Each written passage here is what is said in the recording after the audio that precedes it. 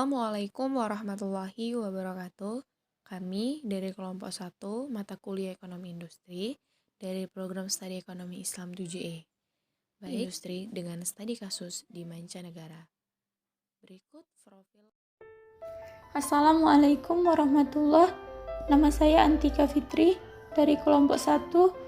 Saya akan menjelaskan pada poin yang ketiga, yaitu ekonomi industri dengan studi kasus mancanegara. Contoh kasus yang pertama dengan judul Kondisi Nasional Swedia sebagai Negara Industri dan Transisi Energi Swedia. Poin A, yaitu kondisi nasional Swedia. Swedia adalah negara Nordik di Skandinavia, Eropa Utara. Swedia ini menganut struktur pemerintahan demokrasi parlementer, yaitu yang pemerintahannya dipimpin oleh seorang Perdana Menteri. Populasi Swedia pada akhir tahun 2016 adalah 10 juta jiwa. Sedangkan keadaan iklim, yaitu dengan kedekatan Swedia dengan Samudra Atlantik Utara dan Kutub Utara, menghasilkan iklim yang berbeda-beda tapi relatif dingin. Poin B, yaitu industri di Swedia. Swedia memiliki banyak industri, di mana industri yang dimiliki Swedia tidak dimiliki oleh negara tetangga. Misalnya industri dari hutan yang luas dan juga industri besi dan baja bersamaan dengan industri kimia yang saat ini berkontribusi besar terhadap ekspor negara. Di samping itu, Swedia juga mempunyai industri manufaktur yang maju. Industri manufaktur yang penting bagi perekonomian Swedia, terhitung dari 20% PDB berasal dari industri manufaktur. Kontribusi berbagai sektor dalam industri manufaktur di negara Swedia, yaitu pembuatan mesin bersama dengan peralatan listrik dan elektronik, adalah contoh dari sektor-sektor industri manufaktur yang penting. Dan yang terakhir adalah sektor yang telah menunjukkan pertumbuhan paling cepat dalam 25 tahun terakhir, yaitu karena kemajuan teknologi telekomunikasi. Akan tetapi, belakangan ini yang paling mengalami peningkatan yaitu pembuatan kendaraan bermotor.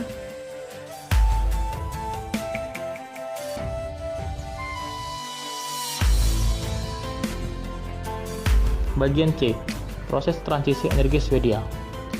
Tidak dapat dipungkiri, sejak revolusi industri, penggunaan energi fosil meningkat secara drastis. Swedia secara geografis berdekatan dengan kutub utara, dan ketika terjadi pemanasan global, tentu Swedia termasuk yang akan menerima dampak buruk dari pemanasan global tersebut.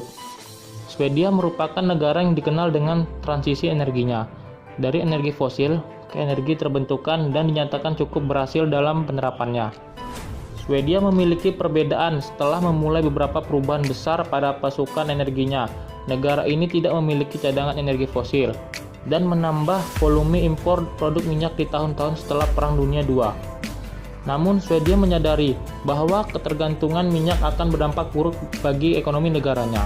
Dengan demikian, Swedia mengembangkan kapasitas nuklirnya untuk mengurangi peran minyak dalam perekonomiannya setelah guncangan pada tahun 1970-an. Risiko tergantung terhadap sumber energi yang berada di luar Swedia mulai terasa, dan respon kebijakannya adalah menggunakan energi nuklir.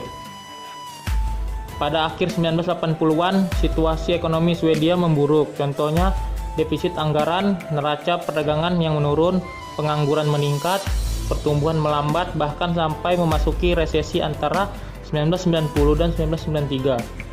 Krisis ini mengancam model sosial Swedia, sering digambarkan sebagai berdasarkan negara kesejahteraan.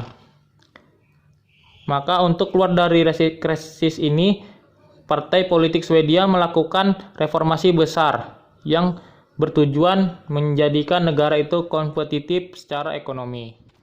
Terima kasih. Assalamualaikum warahmatullahi wabarakatuh. Nama saya Siti Hairunisa dari kelompok 1. Pentingnya produksi industri untuk pengembangan suatu negara. Studi kasus di Turki. Fitur kunci yang memisahkan negara-negara ekonomi maju dengan negara-negara berkembang adalah produksi industri yang intens dan canggih. Sejak revolusi industri dimulai pada pengembangan abad ke-18, industri telah menjadi mesin pertumbuhan negara. Proses yang dimulai dengan revolusi industri, perkembangan negara telah mengungkapkan betapa pentingnya adalah produksi industri. Sebelumnya Inggris, kemudian industri beralih ke produksi negara barat lainnya yang telah menjadi kekuatan pendorong utama negara maju dari negara-negara tersebut. Setelah Perang Dunia Kedua, dengan penekanan pada produksi industri di banyak negara maju, negara-negara berkembang bertujuan menentukan kesenjangan pendapatan antara mereka. Kemajuan teknologi, produksi industri, peningkatan investasi di dalam negeri, transformasi investasi, dan lapangan kerja merupakan faktor penting bagi pembangunan ekonomi negara. Dalam konteks ini, terutama untuk mendorong produksi industri di negara-negara berkembang, banyak langkah diambil untuk meningkatkannya. Turki adalah negara yang masuk di antara 20 ekonomi terbesar di negara berkembang. Dengan populasi muda dan dinamis, Turki yang menargetkan masuk 10 besar di tahun 2023. Banyak investasi dilakukan pada sektor industri, pertanian, dan pariwisata. Pertumbuhan industri yang dimulai dengan pembentukan Republik di Turki dalam 15 tahun terakhir telah mempercepat, bahkan telah lebih cepat dengan investasi. Insentif investasi, pendirian teknologi kota, perbaikan infrastruktur, dan paket tenaga kerja yang diberikan oleh negara dalam pengembangan sektor industri bermanfaat sangat efektif. Untuk investasi publik dan produksi industri, diperlukan investasi infrastruktur yang dibuat untuk masuk ke sektor yang menyediakan nilai lebih tenaga kerja ke dalam perusahaan. Salah satu investasi perusahaan yang beroperasi di sektor industri dalam rangka peningkatan produksi industri adalah pendirian kawasan industri terorganisir atau OSB. Baru-baru ini, Menteri Ilmu Pengetahuan Perindustrian dan Teknologi Turki, Faruk Özlü, konstruksi yang selesai bulan lalu yang didirikan di Yozgat, Şanlıurfa, dan Artvin berbagi informasi dengan masyarakat tentang 3 kawasan industri terorganisir. Menurut informasi yang diberikan oleh kementerian, dalam kawasan industri terorganisir direncanakan akan menyediakan lapangan kerja bagi sekitar 10.500 orang.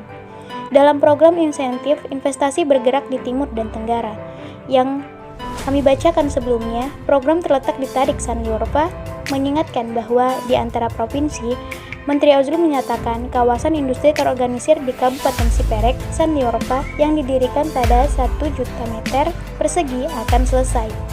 Faruk Özlü juga menyatakan bulan ini di distrik Arhavi, daerah Artvin, sekitar 400.000 meter persegi kawasan industri terorganisir telah didirikan. Juga menambah bahwa akan menciptakan lapangan kerja bagi sekitar 500.000 orang dalam kawasan industri terorganisir.